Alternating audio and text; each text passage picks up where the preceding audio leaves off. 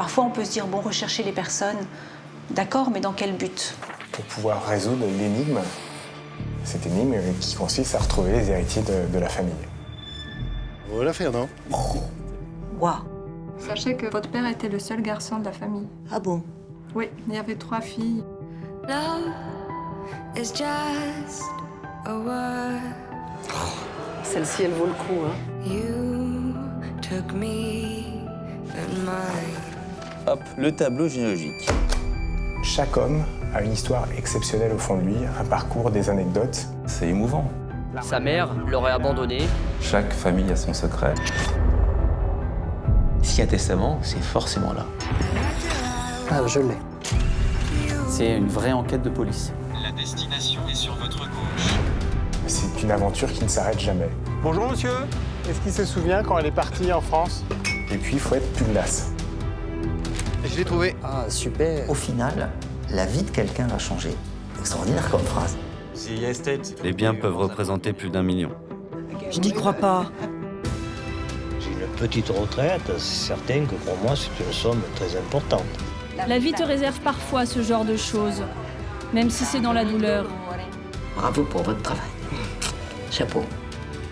C'est beaucoup plus qu'un héritage qu'on transmet. Bon, venez, je vais vous montrer. C'est une histoire, c'est une famille, Quand je te regarde, je revois papa. Ah oui? c'est des émotions. Voilà. Et nous, on est des passeurs d'émotions. Voilà. On a tout le temps qu'il faut. D'accord.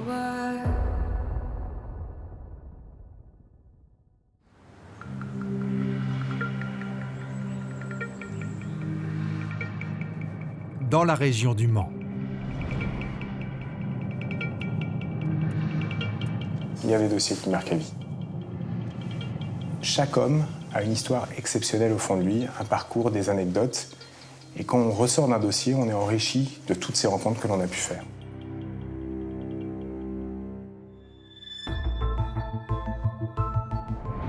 Je m'appelle Damien. Ça fait 17 ans que je fais le métier de généalogiste. Il faut bien comprendre qu'un généalogiste, déjà, c'est quelqu'un qui a beaucoup de chance parce qu'il voyage. On voyage dans l'espace, puisque nos recherches nous amènent un peu partout. On voyage dans le temps aussi. C'est une aventure qui ne s'arrête jamais. Bonjour. Ce matin, Damien a rendez-vous avec Maître Guen Péchabrier. Vous auriez un nouveau dossier pour moi, d'après ce que m'a dit votre collaboratrice? Absolument. Et là, on va partir faire un voyage un peu exotique. Je vous emmène pour régler la succession de Madame Nguyen. Elle est décédée le 6 octobre 2017. Le dossier m'a été confié par son chargé de tutelle. Ça fait longtemps qu'elle a été placée sous tutelle? Oui, elle a été placée il y a une dizaine d'années, en 2008 pour être D'accord. exact. 15 jours après que son mari soit décédé, le couple était extrêmement isolé et il semblerait qu'elle ne savait pas ni lire ni écrire. Notre défunte, elle est née le 6 avril 1925 à Tan Tan Tua, au Vietnam. Elle s'est mariée le 8 mars 1955 à Hue, toujours au Vietnam, avec M. Jean Métayer, un militaire de l'armée française. On est en pleine guerre du Vietnam. Donc on est au moment de l'Indochine? Absolument. Ils sont vraisemblablement rapatriés en France avant 1962. Elle se fait appeler Yvonne. D'accord. D'accord? Je pointe tout de suite plusieurs difficultés. La première, c'est la nationalité de la défunte. Elle est vietnamienne. La deuxième, c'est le fait qu'elle soit arrivée à 30 ans dans notre pays. C'est quoi 30 ans? C'est l'âge d'un adulte qui a pu déjà commencer à avoir une vie de famille avant. Donc il va falloir que je m'intéresse à ce qu'Yvonne a pu faire auparavant. Est-ce qu'elle a eu des enfants notamment? Donc tout ça, c'est des éléments qui annoncent un travail délicat. Est-ce que vous savez, Céline, les actifs qui sont laissés par la défunte? Il n'y a plus que des liquidités à ce jour. Pour moi, on se situe aux alentours des 300 000 euros. On voit qu'il y a quand même un patrimoine qui est conséquent. Donc c'est un enjeu qui est pour nous important, parce qu'on sait qu'il y a des honoraires qui pourraient être conséquents si on arrive au bout de ce dossier. Et elle vivait où, cette femme, à la fin de sa vie? Elle est en maison de retraite? Elle a été placée en maison de retraite, absolument. Donc, Peut-être qu'il y a des effets personnels qu'on pourrait récupérer, non? alors j'ai contacté la directrice de la maison de retraite, ils nous attendent. C'est parfait. On est parti. 300 000 euros, c'est une grosse succession. Maximilien, le collaborateur de Damien, les a rejoints pour aller à la maison de retraite, où résidait la défunte. Bonjour madame. J'ai appelé pour demander à voir les effets personnels de madame Métayer, s'il vous plaît. J'ai besoin de consulter, savoir s'il y a des dispositions testamentaires, des documents, des choses qui pourraient nous aider à identifier. Je sais pas, il faut regarder dans tout ça. On va tout regarder, ne Tout a m'inquiétez été pas. posé là.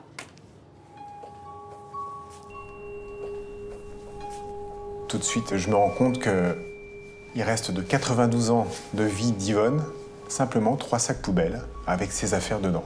Il n'y a plus rien d'Yvonne. Elle n'a plus de famille, elle n'a plus d'objets. Et comme si on l'avait oublié déjà quelques jours après son enterrement. La table est partie. J'ai une photo.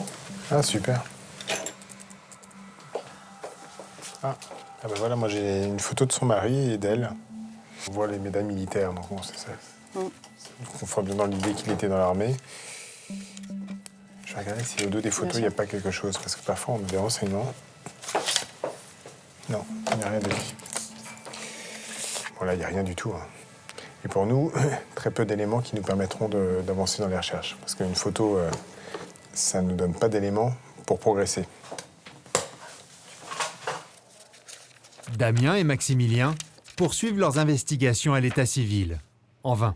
Toutes les pistes que l'on explore en France ne donnent rien. Et très rapidement, je me rends compte qu'il va falloir que l'on aille au Vietnam. C'est une destination qui paraît inéluctable dans notre travail.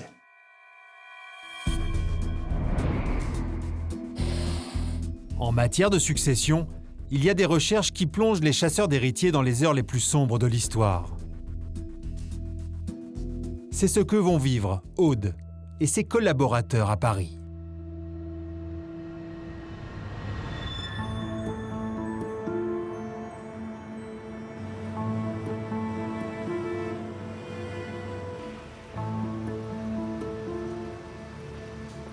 Je m'appelle Aude Epina-Ferrara, je suis généalogiste et je suis à la recherche des héritiers dans les successions où le notaire ne connaît pas les héritiers du défunt.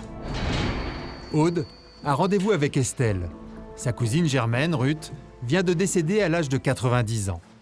Elle laisse derrière elle un patrimoine d'1 million d'euros. Bonjour. Bonjour Estelle.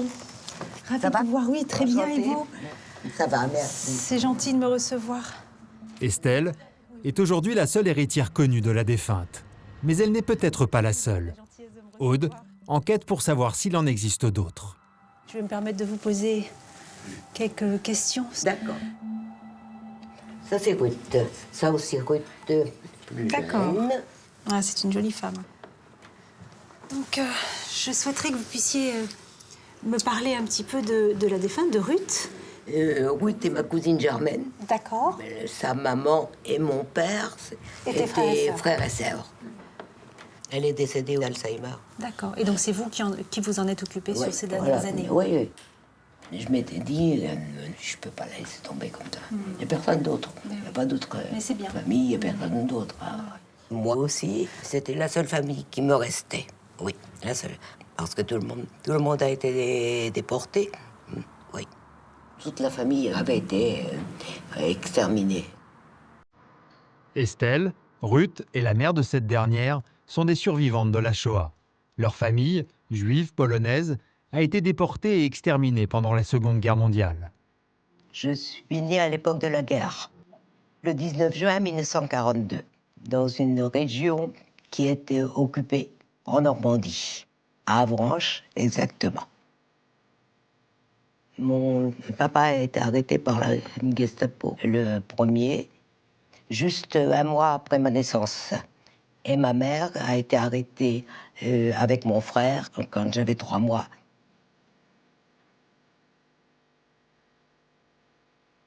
Mes parents sont morts et moi, j'ai pu rester parce que ma mère m'a cachée dans le placard de la maison. Après la rafle de sa mère et de son frère, la petite Estelle, cachée in extremis dans une penderie, a été par la suite recueillie et cachée par des voisins. C'est une photo qui a été prise quelques jours avant la déportation de mon père. D'accord. Quelques jours. Cette photo a beaucoup d'importance, beaucoup d'émotion en la regardant. C'est la photo que je préfère. Une famille heureuse, oui. Qui ne savait pas que quelques mois plus tard, tout allait disparaître et tout allait sombrer. Estelle m'émeut énormément, car c'est une femme qui est extrêmement digne. On la sent à la fois réservée, mais on ressent un tsunami en elle. Donc c'est forcément émouvant quand on connaît ses pans d'histoire. C'est une femme qui m'a beaucoup touchée. La cousine d'Estelle, Ruth, est arrivée en France avec sa mère à la fin de la guerre, après avoir vécu l'enfer d'Auschwitz. Elle pensait y retrouver la famille d'Estelle, mais les deux femmes n'ont trouvé qu'une petite fille. Et Ruth est arrivée en France, quand elle est arrivée de Pologne, elle avait 17-18 ans, elle est arrivée très jeune. Après à Auschwitz, quoi. Et elle est venue me rencontrer pour la première fois, en 1944. Donc là, vous aviez quel âge à ce moment-là? Vous, 4-5 ans, c'est ça? Oui, 3-4 ans, pas plus, quoi. Ouais, oui. Je ne sais pas si vous savez un petit peu comment les choses se déroulent lors d'une succession. Vous êtes a priori aujourd'hui une des héritières de la succession de Ruth. Et cet appartement vous appartiendra donc pour partie en fonction des héritiers que nous allons retrouver. On va rechercher des héritiers, on va vous amener un jour des noms, des prénoms, des dates de naissance, peut-être même des photos. Est-ce qu'aujourd'hui vous êtes prête à entendre tout ça? Est-ce que c'est quelque chose... Voilà. Comment vivez-vous les choses? Je suis prête à les entendre et curieuse même de les entendre parce que ça me manque. Ça manque. Oui, je pense. Ruth et sa mère n'en ont jamais parlé. Jamais. Oui, c'est ça, c'était le silence. Enfin, sujet tabou, finalement. Complètement, oui. On doit vivre avec cette réalité. Elle est dure, mais on doit vivre avec. Il n'y a pas d'autre choix que de vivre avec. Et c'est difficile. Bah écoutez, j'espère que nous aurons la possibilité de vous donner des éléments du puzzle supplémentaires pour finaliser votre histoire dans la mesure du possible. Si on me dit que j'ai un Rosenthal quelque part, je vais être très contente, mais ça m'étonnerait. Au-delà d'une succession, ce sera un plaisir pour nous de pouvoir vous y aider, en tout cas. Merci. Voilà, je vous en prie. Quand je repars de ma première rencontre avec elle, je me dis, bon, ben là maintenant, il va falloir qu'on creuse un pan d'histoire très compliqué. Et je ne suis pas forcément positive ni optimiste quant aux recherches. Je m'attends effectivement à trouver beaucoup de personnes exterminées. Donc ça va être compliqué pour moi aussi de le lui annoncer. Et en même temps, il y a une lueur toujours d'espoir. On a toujours le sentiment, quand on recherche des gens, qu'on va peut-être retrouver une autre personne miraculée. Aude va également retourner avec Estelle dans la maison de son enfance. Nous sommes en Haute-Saône, en direction du village de Grès. Je m'appelle Paul Loriot, j'ai 38 ans. Je suis généalogiste successoral. Bonjour. Paul rejoint maître Renou Grappin, commissaire-priseur, et maître Lambert, la notaire en charge du dossier. Ça va? Très bien. Alors la maison est là? Oui. C'est ça? On est occupé depuis un certain temps déjà maintenant. Oui. Pascal est la collègue de Paul. On a déjà de la lumière. Hop. Il y a des trophées de chasse déjà au mur. Ouh là là. Ah oui, là c'est impressionnant. Venez. Oui, bah là on voit que tout a déjà été enlevé avant, heureusement d'ailleurs, hein, parce que si ça avait dû traîner ici pendant des mois... Non mais c'est impressionnant de se dire que c'était rempli d'armes à feu. Paul doit retrouver les héritiers de Fernand, décédé il y a quelques mois chez lui. Célibataire et sans enfant, ce retraité aimait les armes à feu. Là, il y a les étuis de pistolet qui sont vides.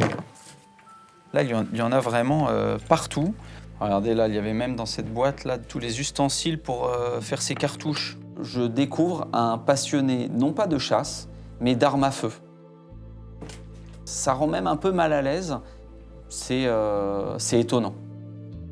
Heureusement, on avait fait sécuriser les lieux.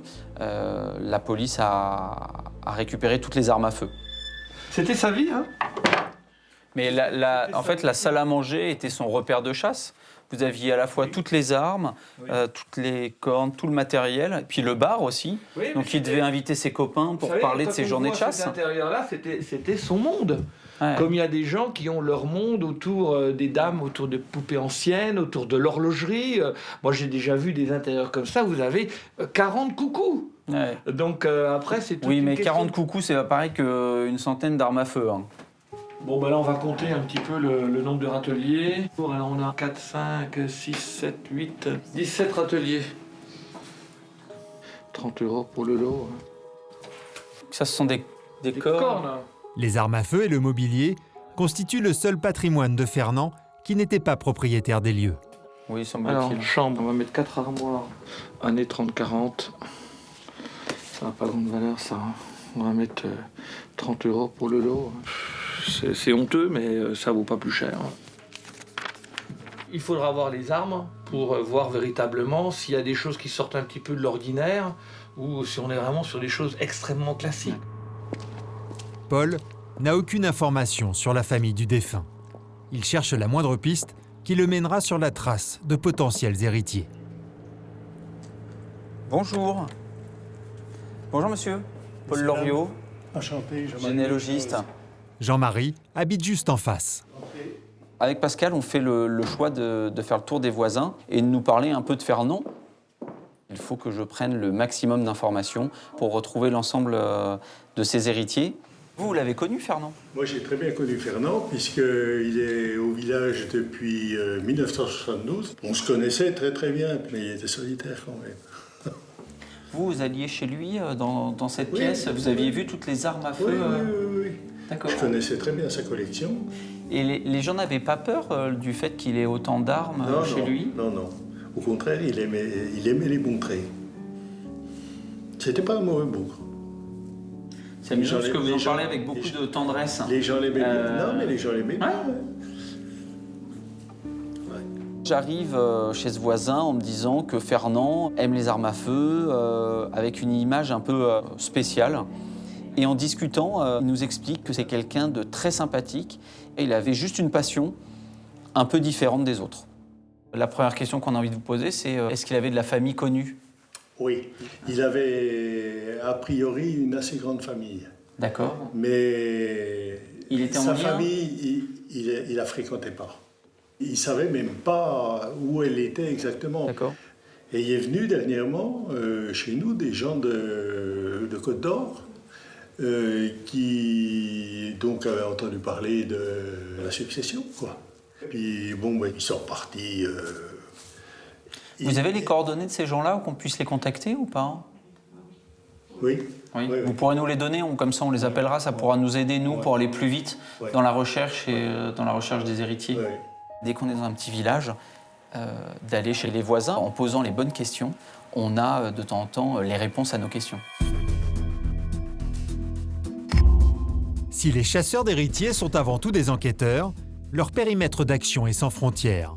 Et les ramifications de l'arbre généalogique qu'ils tentent de reconstituer peuvent se prolonger bien au-delà des frontières.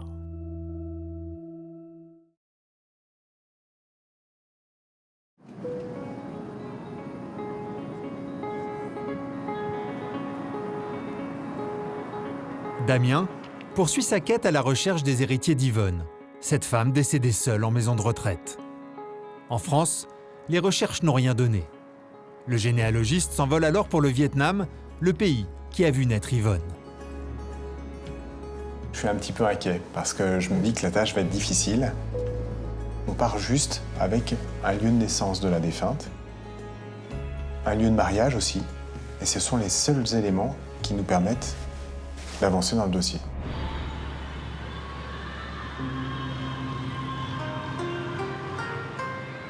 La ville de Hue, au centre du pays. Faire des recherches ici au Vietnam, sans parler la langue, c'est mission impossible pour Damien.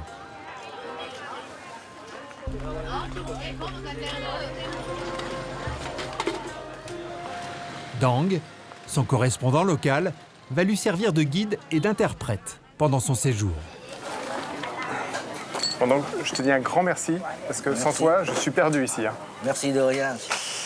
Alors moi, finalement, j'ai très peu de choses en France, parce que Yvonne, qui était mariée à Jean, elle est décédée en France, et personne ne lui connaît de la famille. Je sais juste qu'elle est née à Tantan. Oui. Donc ça, c'est a priori un petit village qui est à côté de... C'est à peu près 1 heure et demie dans la campagne route. Dans la campagne, c'est dans la campagne. D'accord. Je sais que Jean et Yvonne vivaient à Hué en 1955 puisqu'ils se sont mariés ici. Et ils ont dû arriver en France après en 56. Oui. Ce sont les seules choses que j'ai en ma possession. Oui. Et je n'ai aucune trace d'une famille locale. Je suis vraiment désolé avec tous ces documents. Je n'arrive pas à trouver sur l'état civil parce qu'à l'époque de 1960 jusqu'en 1969, c'est une région qui est une zone de guerre. Il y a des bombardements, tout a détruit. Donc ça veut dire qu'aujourd'hui, on ne va rien trouver à l'état civil? On n'a rien trouvé à l'état civil. Tu n'as pas trouvé la trace d'une famille, une piste? Personne. Parce que tous les documents sont détruits à cause de la guerre. En 1968, la guerre fait rage depuis déjà plus de 10 ans au Vietnam. La ville de Hue connaît ses moments les plus difficiles. Pendant un mois, elle est le théâtre de violents affrontements entre les Viet Cong communistes et les soldats de la République du Vietnam, soutenus par la France et les États-Unis. La ville est entièrement détruite. Je t'avais dit qu'elle était catholique, donc il n'y a pas beaucoup de catholiques au Vietnam. Oui, c'est ça. Moi, à mon avis, c'est la deuxième piste que j'arrive à trouver, que je pense que j'arrive à trouver quelques documents. Tu vas aller sur quelle église? Aujourd'hui, sur quelle paroisse? Est-ce que tu as une idée? Tu as pu regarder? À mon avis, le premier point, c'est une église qui s'appelle Francisco. À l'époque d'Yvonne, c'est l'armée française qui vit là-bas beaucoup. D'accord. Peut-être on arrive à trouver l'acte de mariage entre Yvonne et Jean-Lucien Métayer. Peut-être il y a des traces des membres de la famille d'Yvonne. Si j'ai une chance dans ce dossier, c'est que ma défunte était catholique. Au Vietnam, il y a 6% de la population qui est catholique. Et les catholiques tiennent des registres de naissance, de baptême, de mariage et de décès. Donc on décide avec Dang d'aller explorer cette nouvelle piste. Encore faut-il que les paroisses de la région aient pu sauvegarder leurs archives. Église Francisco à Hue. Il reste 24 heures à Damien pour retrouver frères, sœurs ou cousins d'Yvonne. La quête se poursuit, mais cette fois, tous les espoirs sont permis. Donc ça, c'est tous les registres des militaires? Des militaires pendant la zone. Donc, a priori, ici, on est dans le quartier où vivait Jean Métayer, là où il vivait avec, avec Yvonne. Il y a beaucoup de Français qui vivaient ici. L'armée française, lính Tây. Ah oui, les soldats et les officiers. Et les fonctionnaires français. Ok, et il y a eu beaucoup de mariages qui ont été célébrés. Oui, je crois. Tous les mariages des Françaises et des Vietnamiennes se passent et enregistrés dans ce cahier. Mais non. 68. Non, mais à mon avis, ils ne sont pas mariés là parce qu'on est déjà au mois d'octobre, donc je ne pense pas qu'ils aient différé. Là, on arrive en décembre. Donc il n'y a pratiquement plus de mariage sur la paroisse. Oui. Peut-être pendant l'évacuation de l'armée française, les mariages se passent hors de l'église.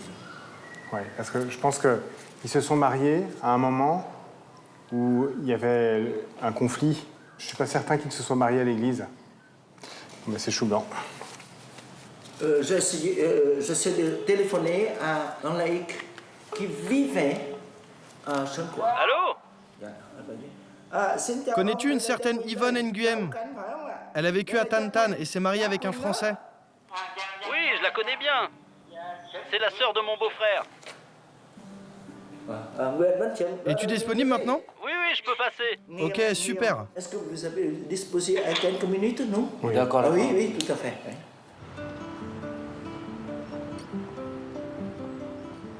Tu la connaissais bien, Yvonne? Oui, depuis que je suis tout petit. Depuis il est encore petit. Quand vous êtes petit, vous avez connu Yvonne. Attendez. Ça, c'est Yvonne. Oui, c'est bien elle. Tu te souviens quand elle est partie en France en 1955? Où est-ce qu'il en... Oui, je me souviens. Je connais bien son petit frère aussi. Je sais même où il habite. L'adresse du petit frère. C'est qu'on on est en train de chercher. Vous avez l'adresse du petit frère? Oui. Et elle a une petite sœur aussi. La petite sœur d'Yvonne et le petit frère de Yvonne.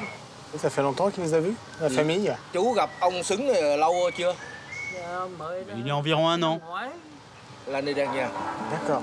C'est une sacrée surprise, parce que j'étais extrêmement pessimiste. Quand je suis arrivé à l'église Francisco, en plus, à découvrir qu'il n'y avait pas d'acte de mariage, je me disais, c'est un dossier, je vais repartir en France, on n'aura pas d'héritier, et la succession va repartir à l'État. Et là, soudainement, d'une façon complètement inattendue, on a un petit monsieur qui vient nous révéler qu'il y a un frère et puis une sœur. Donc on a de nouveaux éléments, et petit à petit, notre arbre généalogique se construit. Merci pour ton aide. Il n'y a pas de quoi.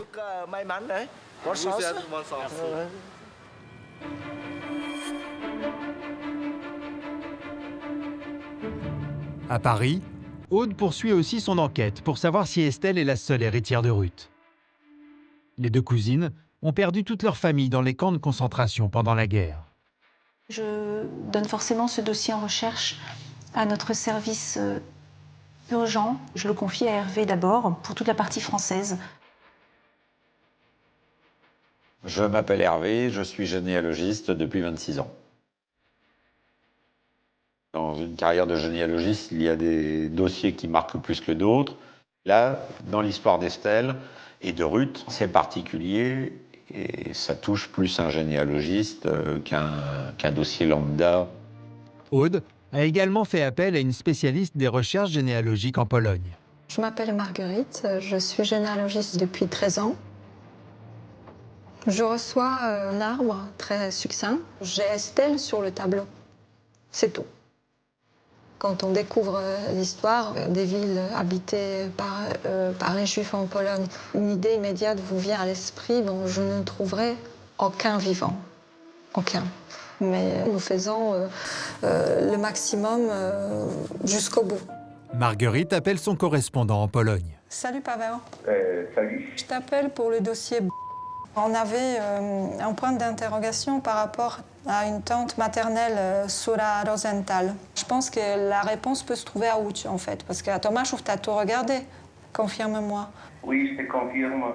Les peu que j'ai, je m'appuie fortement. Il faut une part d'imagination. Il faut vraiment analyser les choses. Ça relève de l'intuition parfois aussi. Hein. D'accord.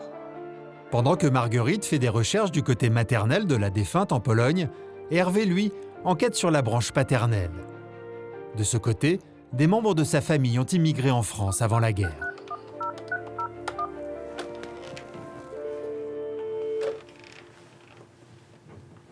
Oui, allô? Monsieur. Oui. Bonjour monsieur, je me permets de vous téléphoner pour un petit renseignement. Je pense que vous êtes le fils d'Armand et de Suzanne. Oui. On a été mandaté par un notaire pour retrouver les héritiers de quelqu'un de la famille qui est décédé et j'aurais eu quelques petites questions à vous poser. Oui, alors est-ce que ça serait une cousine lointaine qui s'appelle Ruth? Tout à fait, tout à fait. Ouais. Vous me l'apprenez parce que on essayait d'avoir de ces nouvelles depuis un moment et on n'y arrivait pas. D'accord.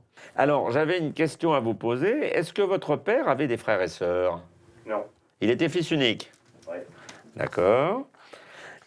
Bah écoutez, tenez-nous au courant. Je vais vous écrire, d'accord? D'accord, entendu, monsieur. Bah écoutez, merci infiniment à vous. Oui, j'ai fait ce que j'ai pu. Mais c'est très bien, merci. Au revoir. Bonne soirée, au revoir monsieur. Au revoir.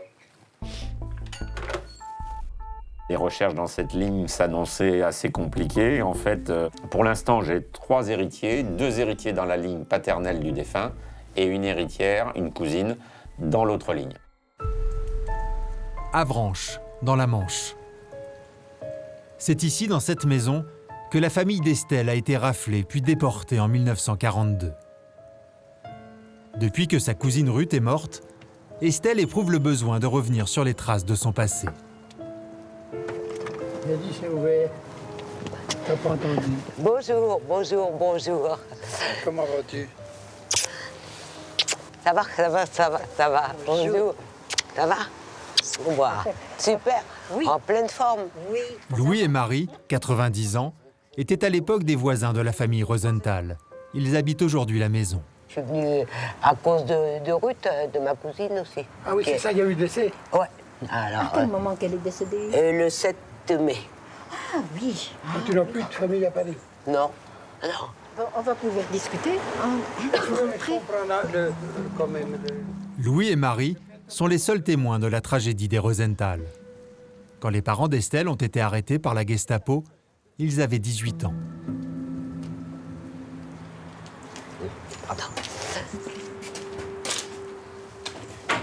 Alors voilà le placard. Estelle a été cachée comme ça, là, allongée dans une couverture, toute petite.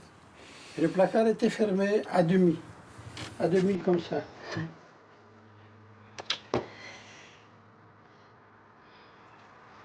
Sans doute que ta maman a été surprise. Il y a quelqu'un qui est arrivé qui a dit « Sauve-toi vite, la Gestapo te cherche. » Et t'a attrapé dans un ange et t'a coulé là-dedans. Une voisine qui est venue, parce qu'elle avait vu la voiture de la Gestapo, qui était repartie. Elle est venue voir, et tout était déjà un peu bouleversé dans la maison. Et elle a entendu... C'est elle qui se réveillait.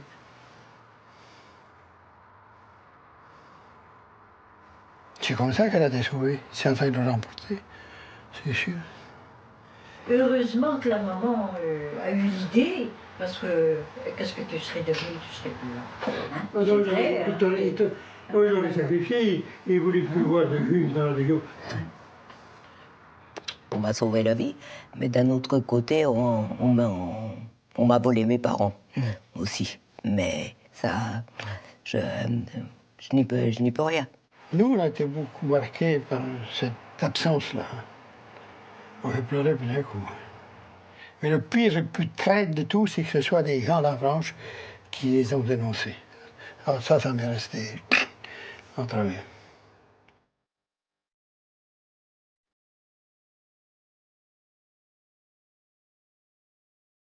Comment on se construit avec le poids de cette histoire? Je pense qu'il faut avoir une très bonne volonté et aussi l'espoir de vivre, l'espoir du futur. Et je suis d'un naturel optimiste en général. Hormis Estelle, les autres héritiers potentiels de Ruth au sein de la famille Rosenthal n'ont toujours pas été retrouvés.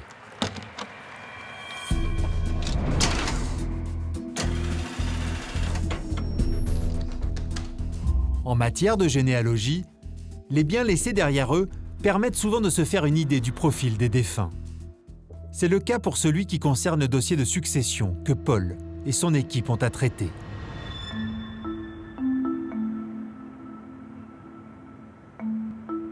À Besançon, dans le Doubs, la succession de Fernand est presque bouclée. Allez, hop. Les héritiers du passionné d'armes à feu ont tous été retrouvés, 27 au total. Ok. Et on va mettre les armes là-dessus. Alors ça, c'est laquelle? 59.3. Là, voilà. C'est un Vernet-Caron, c'est ça? La centaine de pistolets, fusils et carabines était la seule richesse de cet homme. Allez. Maître Renou Grappin, le commissaire-priseur, s'apprête à les vendre aux enchères. 74.3. Tout va se jouer dans les quelques heures. Ensuite, c'est le 3-3. Le voilà. On est dans l'arme classique. Hein. C'est le standard, le Vernet-Caron, le Manufrance, tout ça, c'est les armes standards françaises. C'est ce qu'on voit chez le chasseur normal. Voilà. Fernand possédait aussi quelques armes de collection.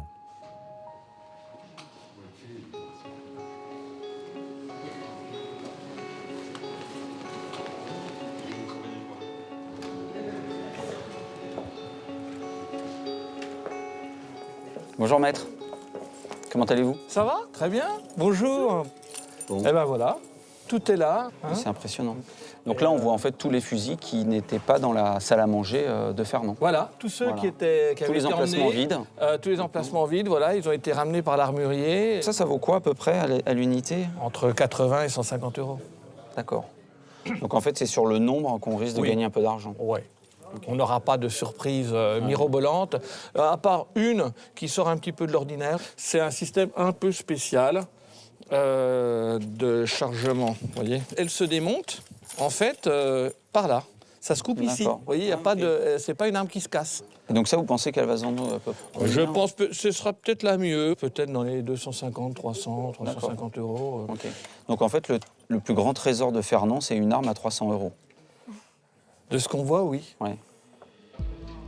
Là, aujourd'hui, la succession, il y a 1000 euros, sans compter la facture de l'armurier. Donc on a peur, avec Pascal, que la succession soit déficitaire et que les héritiers n'aient rien.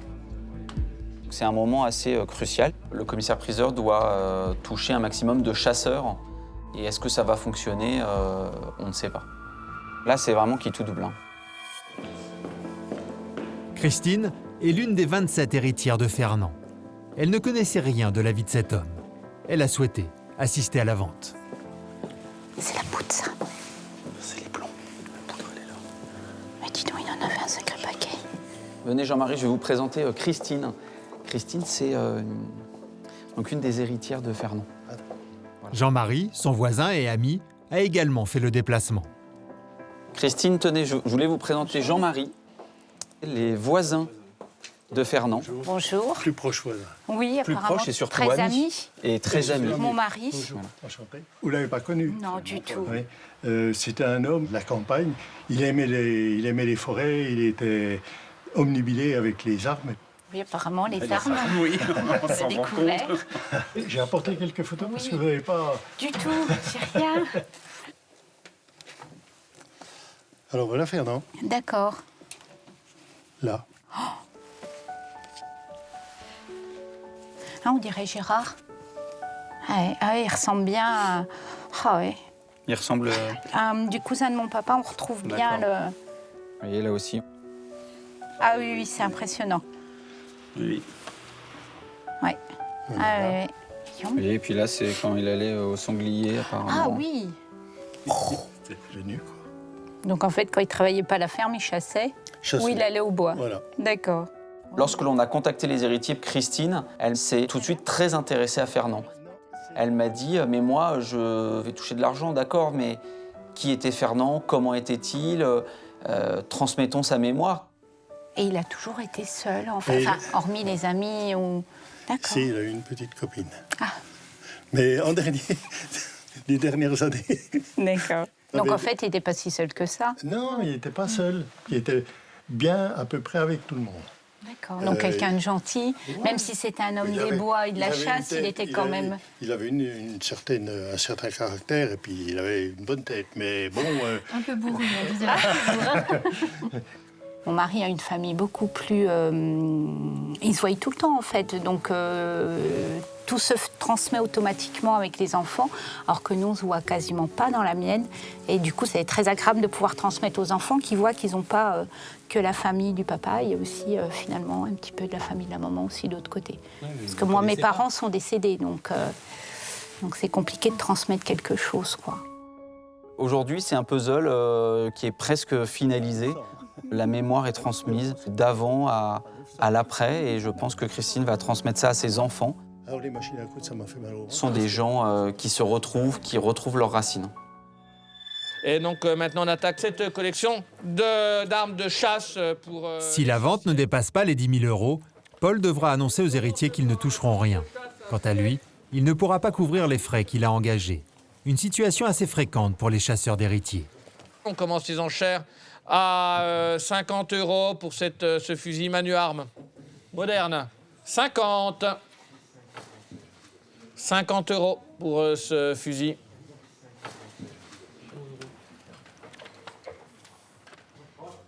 « 30, il y a preneur, c'est quand même pas cher, hein, ça. 40. 50. 70, Jean-Philippe, le 1092. En regardant la salle, j'ai vraiment ce sentiment d'inquiétude au début de la vente. 50 euros, ça fait pas cher pour un fusil de chasse. Personne ne couvre l'enchère de 50 euros, on va juger à 50. J'aimerais bien que ça grimpe un peu, que les gens se réveillent. On va rester confiants, mais on n'est pas encore serein. 60, au chasseur à la casquette verte. Quand même pas cher, ça.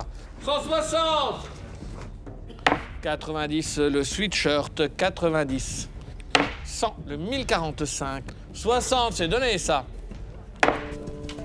À la fin de la vente, on fait le calcul Et on s'aperçoit que le montant total représente environ 10 000 euros.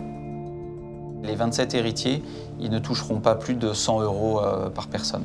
C'est pas beaucoup, mais on solde un dossier, ça permet de peut-être fermer le livre de l'histoire de Fernand. C'est au moins une bonne nouvelle, surtout pour une héritière qui, sans avoir beaucoup d'argent, a gagné une histoire et à transmettre à ses enfants.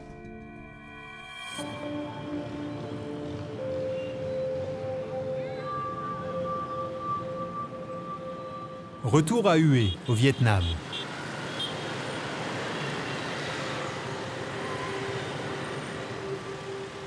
Damien aussi a engagé de gros frais pour retrouver les héritiers d'Yvonne, mais il est sur la bonne voie.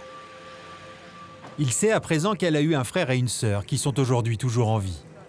Avec Dang, il doit maintenant s'assurer qu'il n'y a pas d'autres héritiers. Ils se rendent dans le village natal d'Yvonne à 1 heure de route. Comme à Hue, il compte sur le curé du village pour les renseigner.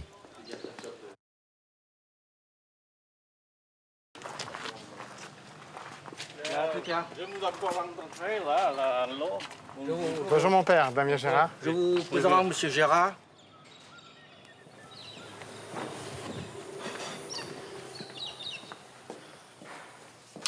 Donc ça, c'est tous les registres oui. des gens de la paroisse. De 1830. 83. À 53.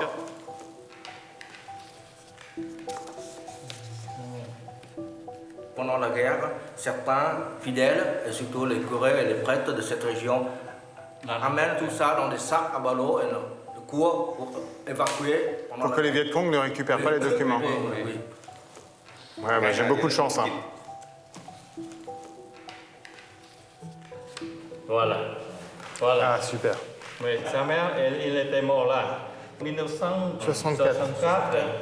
Hein? Pendant l'époque de la guerre. La grande sœur est morte en 1964 avec sa maman. Avec sa maman, oui. La petite sœur et le petit frère, eux, n'étaient pas présents lors du bombardement et ont survécu. Il y a une bombe qui tombe sur la maison familiale et qui va tuer la maman d'Yvonne et 4 de ses frères et sœurs. Tous étaient morts. Tous les autres membres de la famille sont morts, sauf M. Krung et Mme Dung. Ah oui, donc la grande sœur a 6 enfants. Oui. Elle décède pendant le bombardement avec sa maman, donc avec la maman de notre défunte. Oui. Et sur les 6 enfants, 2 ont survécu parce qu'ils étaient absents à la maison. C'est notre tour. Et qui sont aujourd'hui vivants, donc c'est un neveu et une nièce d'Yvonne. Ah oui, d'accord, oui, c'est ça. Grâce aux registres paroissiaux, on est fixé sur les héritiers d'Yvonne. On sait que Yvonne laisse aujourd'hui un petit frère, une petite sœur et un neveu et une nièce qui viennent par représentation de la grande sœur. Damien n'a pas réussi à contacter le frère et la sœur d'Yvonne encore vivants. Dang, son traducteur, s'en chargera plus tard. En revanche, il a pu joindre le neveu et la nièce d'Yvonne, héritiers de sa seconde sœur disparue. Je pense qu'ils vont être très surpris, parce qu'ils ne s'attendent pas du tout, je pense, à ce que je vienne les chercher pour une succession. C'est tellement improbable, on est tellement déconnectés ici au Vietnam, c'est pas du tout le même univers. Je vous présente c'est la nièce de notre défunte, Madame Dung. Bonjour madame. Khương. Ông Khương đâu?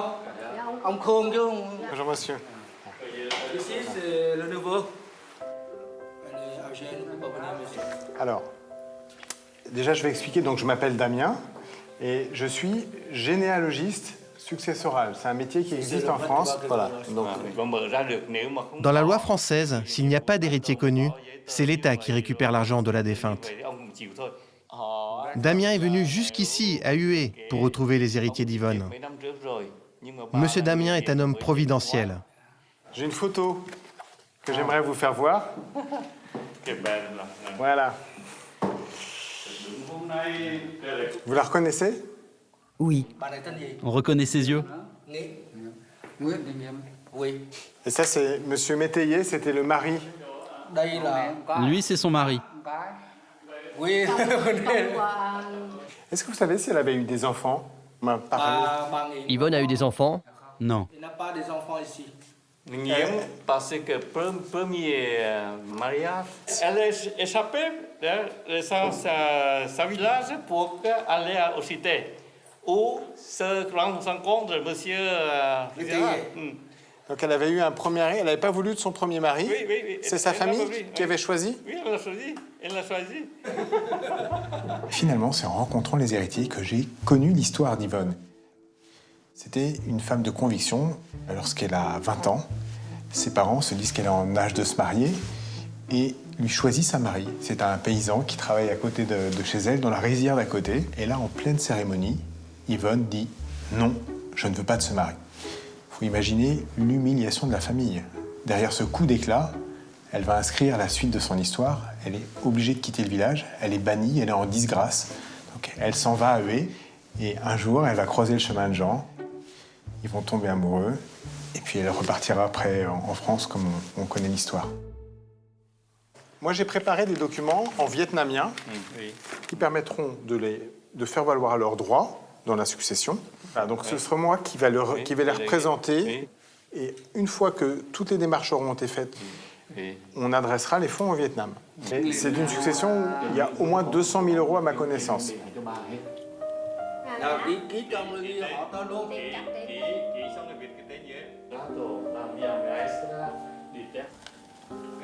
Merci beaucoup.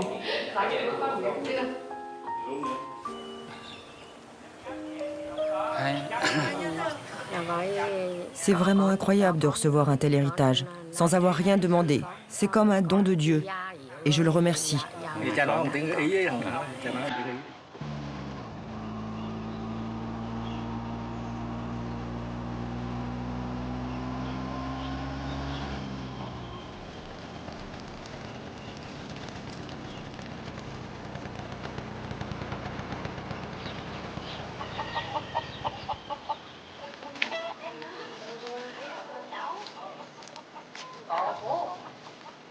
Je vous présente, c'est la famille, la maison de M.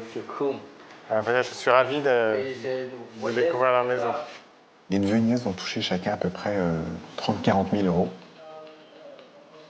Ce qui est une très grosse somme pour eux. Ramené à ce qu'ils peuvent toucher chaque mois, c'est quasiment une vie de travail.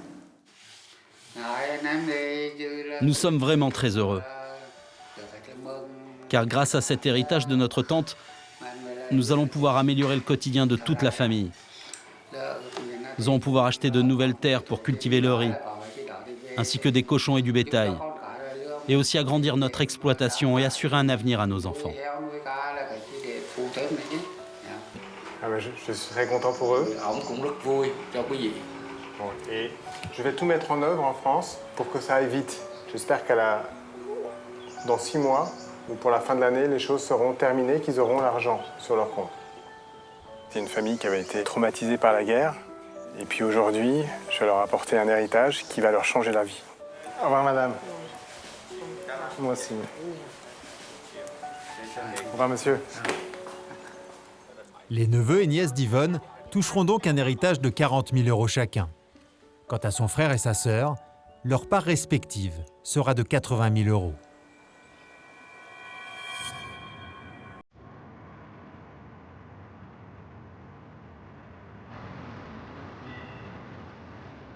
Il y a des recherches en généalogie qui bouleversent plus que d'autres.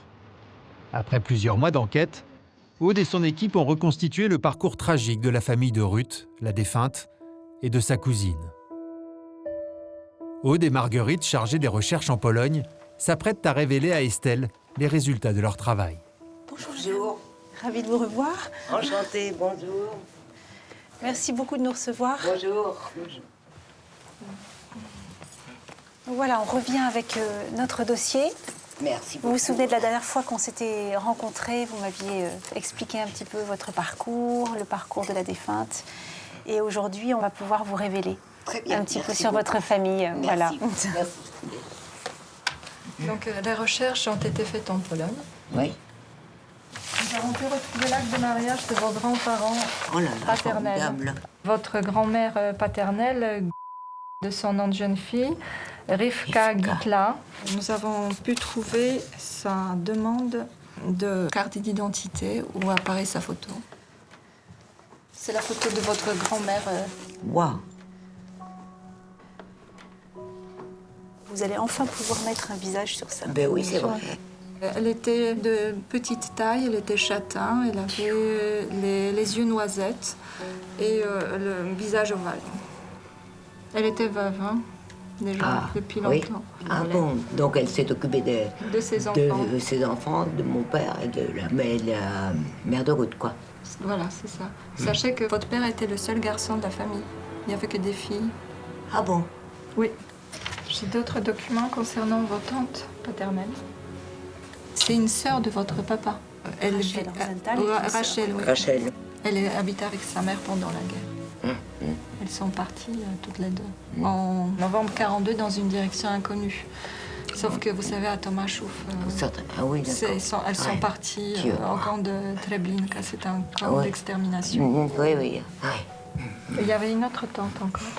Estera Mauka Rosenthal. Vous portez peut-être le prénom. Ah, mais c'est peut-être pour ça qu'on m'appelait Estelle. Et elle aussi, déportée aussi. Elle s'est mariée. Elle s'est mariée. Avec Aaron. Ils sont partis à Treblinka. Ouais, mais c'est bien ce que je pensais, que toute la famille avait été exterminée. Excepté votre tante Ruth et sa mère, oui, c'est tout. Après l'arrestation de ses parents, Estelle a donc été cachée, puis élevée par des fermiers. C'est pas celle-là que je voulais vous montrer parce que j'en ai une plus grande, mais je retrouve ça. Ça, c'est bon. À sa majorité, ils lui ont donné ces quelques photos qu'ils avaient retrouvées chez ses parents. Estelle les a regardées des centaines de fois en se demandant qui pouvaient bien être tous ces gens. Là, j'ai supposé que c'était le mariage de mes parents. Et ma mère, mon père. Oui. Ah, ben voyez votre grand-mère. Eh ben j'ai forcé, voilà. C'est la sœur. Oui, c'est elle. Mais regardez. C'est la même photo. Voilà, c'est bien ça. sûr. Voilà. Et là, regarde cette personne-là. Je pense que c'est pas. elle. Regarde. Ah, tu penses? Regarde, il y a un air quand même.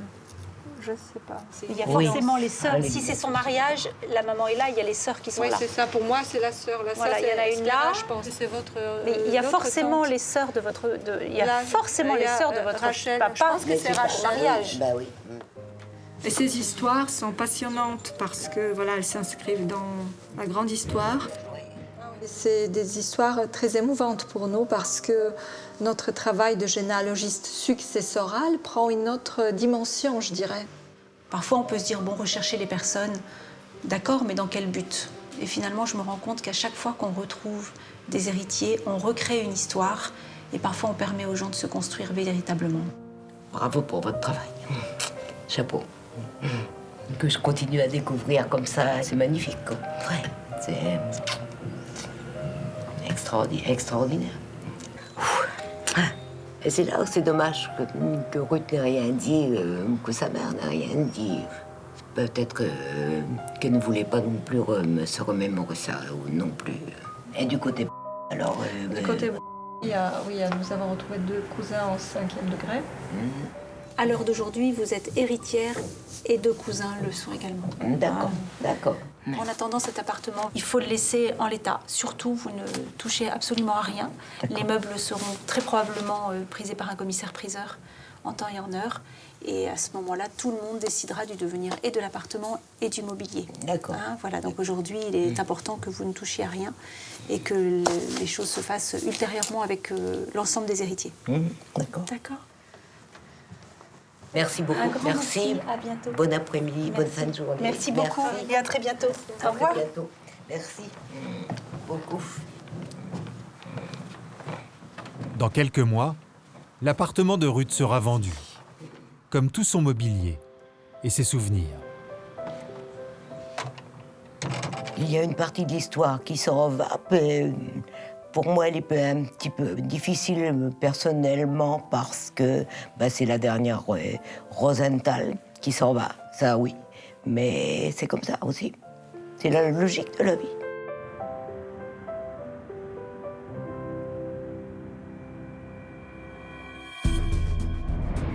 En matière de succession, il arrive parfois que les défunts et leurs héritiers et cohabité dans le même quartier sans le savoir pendant des années. C'est le cas de Louis, qui a hérité d'une cousine à Aubagne. Moi, j'aurais bien aimé aller la voir. C'est aussi le cas à Lyon entre Michel et Nelly, qui ne s'étaient pas revus depuis plus de 40 ans. Je me présente pas, je suis ta petite sœur. Oui. À l'inverse, il arrive qu'un héritier s'exile loin de sa famille pour oublier son passé. Surtout quand il est question d'enfants de la guerre. Votre grand-père était allemand? Ah oui. D'accord. Mon grand-père, c'était un nazi. Rendez-vous dans le prochain épisode de Chasseurs d'héritiers.